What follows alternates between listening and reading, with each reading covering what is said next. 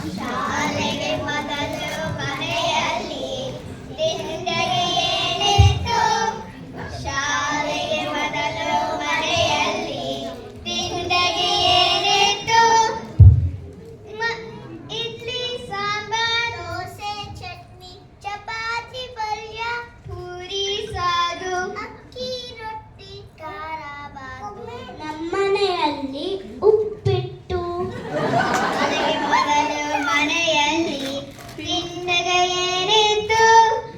ಶಾಲೆಗೆ ಮೊದಲು ಮನೆಯಲ್ಲಿ ತಿಂಡಿಗೆ ಏನಿತ್ತು?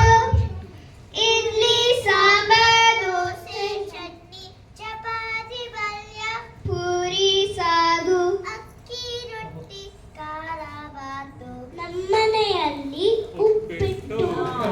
ಶಾಲೆಗೆ ಊಟದ ವೇಳೆಯಲ್ಲಿ ತಿಂಡಿಗೆ ಏನಿತ್ತು?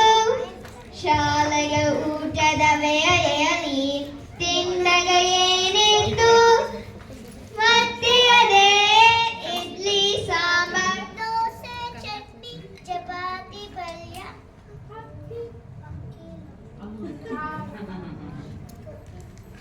ನಂಗೆ ಬರೀ ಮೊಸರನ್ನ. ಶಾಲೆಗೆ ಮನೆಯಲ್ಲಿ ತಿಂಡಿಗೆ ಏನಿತ್ತು? ಶಾಲೆಗೆ ಊಟದ ವೇಳೆಯಲ್ಲಿ ತಿಂಡಿಗೆ ಏನಿತ್ತು?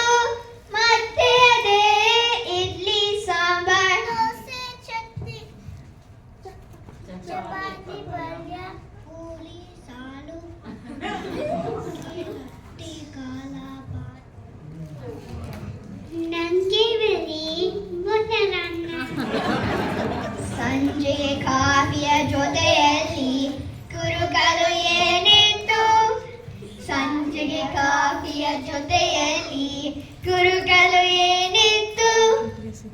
ಸಕಲಿ ಮುರಗು, ಚಿಪ್ಸು, ಕೋಡು, ಬರಿಖಾರ, ಸೇಬು, ನೇಪಟ್ಟು, ಕುಕ್ಕುರಿ, ಬೂಂದಿ, ಹುರಿಗಾಲು. ನಮ್ಗೆ ಬರೀ ಬಿಸ್ಕೆಟ್.